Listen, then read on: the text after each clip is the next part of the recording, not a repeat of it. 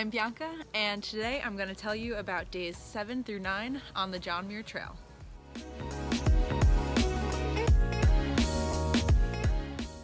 So we woke up day 7 at Vermillion Valley Ranch, and I treated myself to a big plate of hash browns and refill coffee, which I ate with our new friends, and me and Marc debated about whether or not we should hop on the 9 o'clock ferry to go back to the trail, because my resupply box showed up the day before, but Marc's box had not shown up yet, and they told us they would be picking up mail that morning, but it would mean that we'd have to miss the ferry back and stay until the evening.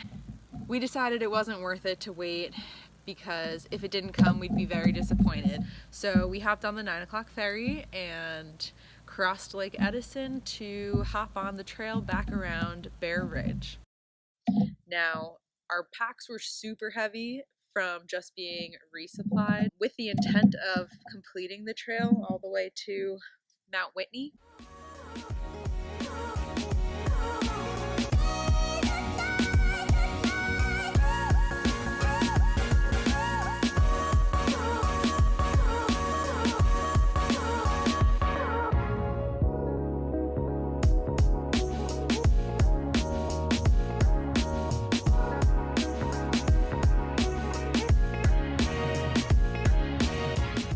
Our original plan for day 7 was to get to Marie Lakes, and we were exhausted by the time we got there. But we also noticed when we got there, along the side of the trail, the 100-mile mark for the JMT. We were so excited, had a little celebration, and danced our way up and over Selden Pass. 100 miles on the JMT! Woo!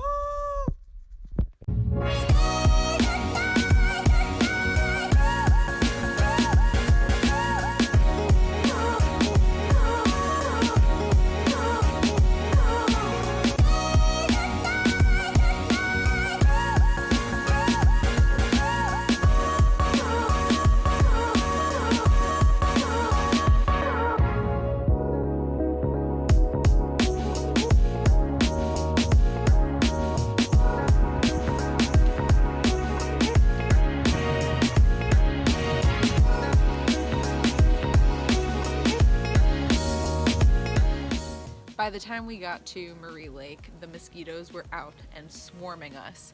Every time we stopped to take a break, they would attack.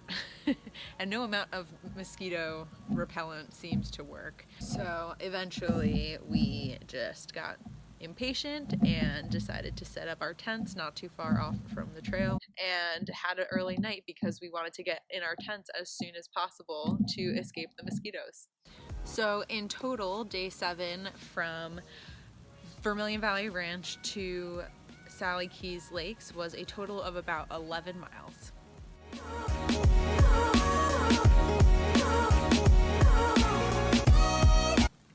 We were only 5 miles short of Muir Trail Ranch, which is another resupply spot along the JMT. So we packed ourselves up early and started down the trail to get to Muir Trail Ranch. We saw a group with horses on our way down, which was pretty cool. Muir Trail Ranch is a great spot for resupply, we found out. They have a wonderful hiker box. It's actually a series of buckets that are really well organized. They have a little shop that has a couple essentials and an outlet to plug in. We didn't send any resupply, but we did swap out a couple things from the buckets, so we had more enjoyable food to finish off the rest of the trip to Whitney. It's really cool on the trail how you kind of run into people, then separate, don't know where they are, and then find them again. It's kind of like little magical moments when you run into people over and over. We didn't want to stay at Muir Trail Ranch for too long because we heard that there were some hot springs just over the creek, not too far away. So we did what we had to do at MTR, and we walked over to the creek, which is actually Evolution Creek, which we heard was one of the most sketchy water crossings along the trail. The cards were in our favor because the creek was not too bad for us. And actually, the part where we crossed to get to the hot springs, we were able to leave our bags on one side of the creek, and they had a rope that helped you to shimmy your way across to the other side. And once we did get to the other side, there was a trail that we followed, and we came across 3 different hot springs. Somebody was chilling in one of them, and he told us that they were 101 degrees, 104 degrees, and I think 102 degrees each. So we kind of just helped ourselves, hopped in, and it was really nice on our sore muscles, and definitely the warmest water we came across the whole time. So we relaxed in there a little bit, a nature spa, if you will. So we hung out at the hot springs for a little bit, and then we continued on the trail. We ended up having to cross the creek again a little further along, but this time without the rope and with our packs on. So we had our hiking poles to help us and kind of support us along the way. And we did what we had to do to cross safely.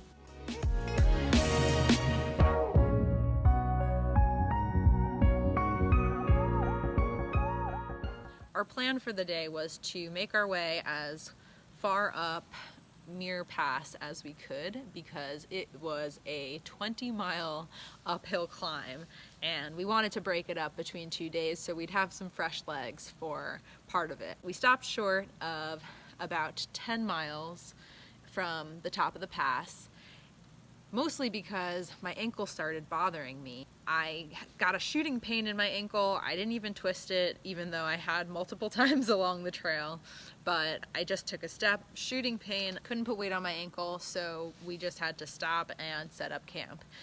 Luckily, there was a ranger station not too far away from where we were camping, so in the case that anything worse happened, or if I woke up and wasn't able to walk, I knew that there was some rescue not too far away. Thanks to my ankle, we ended up on a really beautiful campsite. We were perched up on top of some rocks overlooking a meadow with a trickling stream and a mountain view and beautiful trees, and just in time for sunset. So we enjoyed our dinner watching the sunset, and this ended up being one of Marc's favorite campsites along the trail.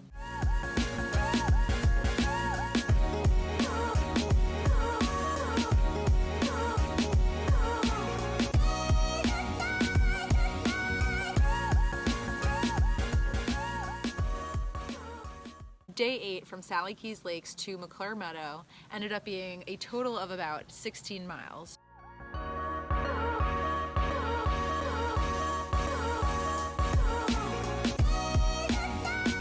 We woke up the next day, and luckily my ankle wasn't bothering me, and we started our climb, the 10 miles up to Muir Pass.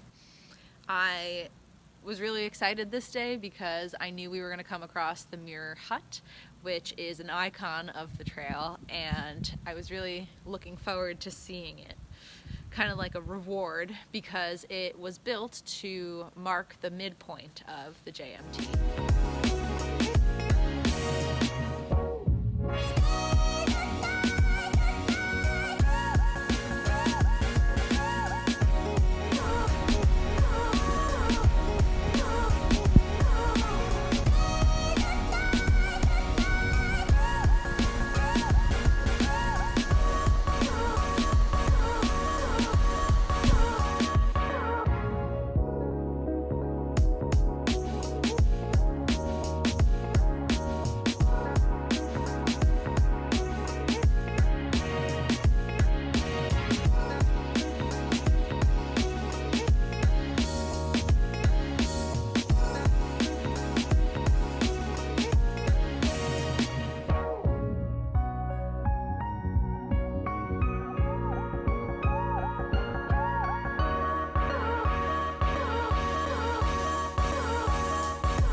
It was a really long climb to get there, but once we did, we were really excited, and we decided to pop inside to have our lunch and chat with some other hikers. The Sierra Club created the Muir Hut in 1930 in honor of Johm Muir. and it was meant to symbolize the midpoint on the trail and to serve as a shelter for hikers. It's not recommended to stay there unless it is an emergency, although I do know many people love to stay there regardless. There was a sign on the door of the hut from a ranger that suggested taking a detour around one of the lakes that was coming up on our way down the pass. And we had heard a few days earlier about 6 miles of snow on either side of the pass. And that wasn't true for the way up. There was maybe a mile of snow. We had heard of people turning back because of the snow, and we didn't have any micro spikes or an ice axe, and we're a little nervous. The only reason the snow ended up being a problem for us was because it would cover the trail, so you couldn't really see where the trail was in over snowy patches, and you would just kind of have to scramble your way and find the trail again, and sometimes that was pretty challenging.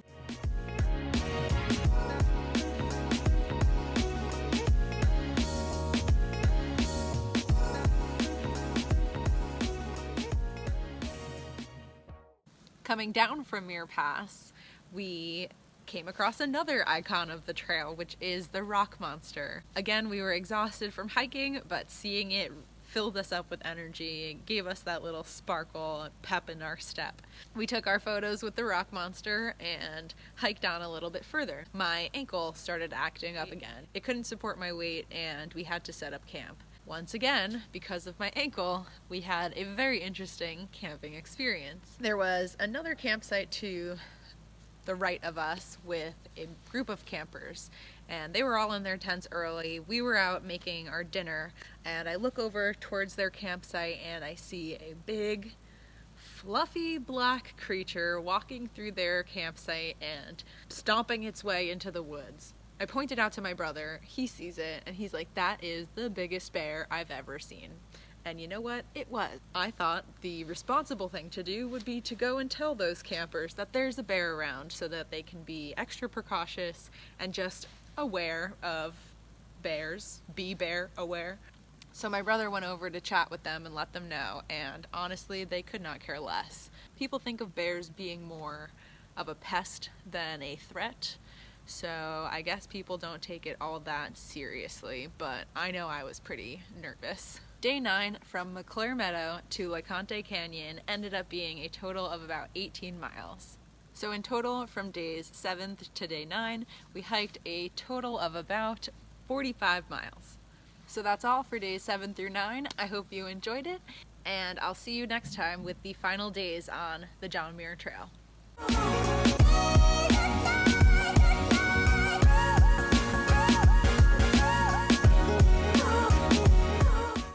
Even when you climb into your tent, you have to zip the door closed and with your headlamp check around and find all the mosquitoes in your tent and kill them before you go to sleep. Otherwise you wake up with a face full of mosquito bites.